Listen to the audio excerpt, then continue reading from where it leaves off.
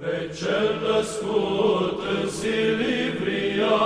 și ocrotitorul Ehinei, pe cel ce s-a arătat în vremurile din urmă, prieten adevărat al virtuții, pe Sfântul Ierarh Nectarie să-l cinstim cei credincioși, ca pe un dumnezeiesc slujitor al lui Hristos, că izvorăște-n bogate vindecări celor ce strigă cu evlavie. Slavă lui Hristos, celui ce te-a slăvit, slavă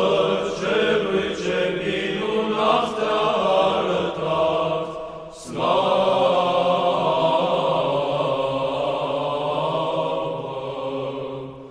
celui ce lucrează prin tine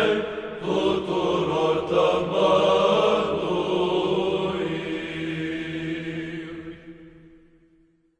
Pe cel născut